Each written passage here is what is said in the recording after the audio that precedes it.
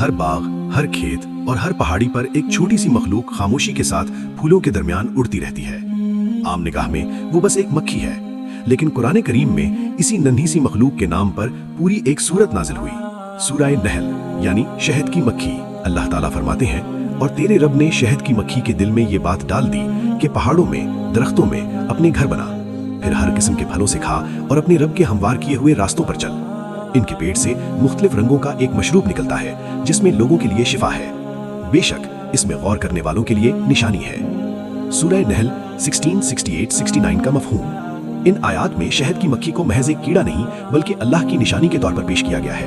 अल्लाह एक ही मकाम पर 3 अजीब बातों का जिक्र करते हैं कि उसने मक्खी के दिल में वही डाली कि वो पहाड़ों, दरख्तों और इंसानों की बनाई हुई जगहों में घर बनाती है, और ये कि उसके पेट से मुख्तलिफ रंगों का पीने वाला मशरूब निकलता है जिसमें इंसानों के लिए शिफा है। मुफस्सिरीन लिखते हैं कि यहाँ वही से मुराद नबूवत वाली वही नहीं बल्कि वो फितरी इल्हाम है जो अल्लाह ने मक्खी के मिजाज में रख दिया। न इसे किसी मदरसे में दाखिल किया जाता है, न किसी इंजीनियरिंग कॉलेज में, लेकिन वो खुद ब खुद जानती है कि छत्ता कैसे बनाना है, कैसे नज्म कायम रखनी है और कैसे शहद तैयार करना है। ये सब उस रब की दी हुई हिदायत है जिसने इसे पैदा किया। अरबी जबान की एक लतीफ निशानी भी इन आयात में मौजूद है। अहले इल्म ने लिखा कि यहाँ शहद की मक्खी के साथ मुअन्नस अफ़आल इस्तेमाल हुए हैं, और जदीद हयातियात ने साबित किया कि छत्ता बनाने, खुराक लाने और ज्यादातर काम करने वाली मक्खियां सब मादा यानी वर्कर बीज होती हैं। यूं कुरान ने अपनी जबान के अंदर ही इस हकीकत की तरफ इशारा कर दिया जिसे इंसानों ने सदियों बाद तजर्बा गाहों में जाकर तफसील से देखा। छत्ते के अंदर एक पोशीदा दुनिया आबाद होती है। ये घर महज मोम के बेतरतीब टुकड़े नहीं बल्कि बाकायदा फन्ने तामीर का शाहकार है। शहद के छत्ते में 6 कोनों वाली छोटी छोटी खानों की कतारें होती हैं जिन्हें हम हेक्सागॉन कहते हैं। साइंसदान इस बात पर मुत्तफिक हैं कि शहद को जखीरा करने के लिए 6 कोनों वाली ये शक्ल सबसे ज्यादा मौसर है। इससे कम से कम मोम खर्च होता है और ज्यादा से ज्यादा जगह मिलती है, और साख्त भी मजबूत रहती है। अगर मक्खियां गोल या चौकोर खाना बनाती तो ज्यादा मोम जाया होता और छत्ता कमजोर पड़ जाता, लेकिन ये नन्ही सी मखलूक हमेशा वही शक्ल इख्तियार करती है जो रियाजी के उसूलों के एतबार से सबसे बेहतर है। ये कमाल दरअसल उस खालिक की हिकमत का अक्स है जिसने इन्हें ये सलाहियत दी। इसी ज्योमेट्री के शहर के अंदर एक मुकम्मल मुआशरा रहता है। एक मलका मक्खी होती है, हजारों मादा मजदूर मक्खियां और चंद नर मक्खियां। हर एक की ड्यूटी अलग है। कोई सफाई करती है, कोई बच्चों को खुराक देती है, कोई दरवाजा संभालती है, कोई खानों की तामीर करती है, और कुछ मक्खियां छत्ते से बाहर जाकर रस और पोलन लाती है। कोई एक मक्खी बैठकर प्लानिंग नहीं करती, लेकिन सारा निजाम इस कदर मुनज़्ज़म है जैसे एक जिस्म के मुख्तलिफ आज़ा मिलकर काम कर रहे हों। ये इज्तिमाई नज़्म भी उस वही और इल्हाम की निशानी है जो अल्लाह ने इनमें रख दी। जब कोई मजदूर मक्खी फूलों का अच्छा जखीरा तलाश कर लेती है तो वो छत्ते में वापस आकर दूसरों को खबर देती है, लेकिन जबान से नहीं बल्कि एक खास रक्स के जरिए। अपने जिस्म को मखसूस अंदाज से हिलाकर वो दूसरे मक्खियों को बताती है कि फूल किस सिमत और कितने फासले पर है, सूरज की पोजीशन के एतबार से।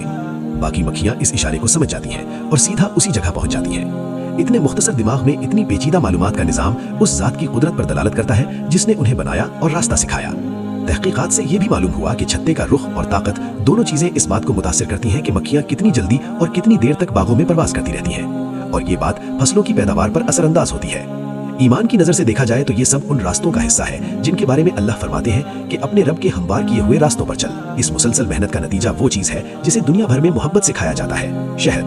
अल्लाह ताला इसे मुख्तलिफ रंगों का मशरूब कहते हैं जिसमें इंसानों के लिए शिफा रखी गई है। सदियों से लोग शहद को जख्मों, नज़ला, जुकाम और मुख्तलिफ बीमारियों में इस्तेमाल करते आए हैं। आज की तहकीक भी इन पुरानी मुशाहिदात की तायीद करती है। शहद में कुदरती शक्कर, एंटीऑक्सीडेंट्स, खामरे और मादनियात की मामूली मिकदारें पाई जाती हैं। कुछ खास किस्म के शहद, मसलन मनु का शहद, तो जदीद तिब में भी जख्मों और इन्फेक्शंस के इलाज के लिए इस्तेमाल हो रहे हैं। गले की खराश और खांसी में शहद का असर कई मुतालियात में सामने आया है और हाजमे की कुछ बीमारियों में भी मददगार साबित हुआ है। अहादीस मुबारका में भी शहद की खास अहमियत है। सही रिवायात में आता है कि नबी करीम ने एक शख्स के भाई के पेट के मसले के लिए उसे बार बार शहद पिलाने की हिदायत दी, यहाँ तक कि वो ठीक हो गया। नबी करीम को खुद भी मीठा और शहद पसंद था। इन मिसालों से हमें ये सबक मिलता है कि हलाल और कुदरती जराए से इलाज कराना मसनून और पसंदीदा अमल है, और शहद अल्लाह की उस नेमत का हिस्सा है जो इंसानों के लिए शिफा बनकर उतारी गई। शहद की मक्खी से अखलाकी सबक। साइंस के अलावा शहद की मक्खी किरदार साजी का भी बड़ा सबक है। हदीस में आता है कि मोमिन की मिसाल शहद की मक्खी जैसी है जो पाक चीज खाती है और पाक चीज ही निकालती है। वो गंदगी की तरफ नहीं जाती बल्कि पाकीज़ा फूलों से रस लेती है और उससे शहद जैसी पाक, मीठी और मुफीद चीज पैदा करती है।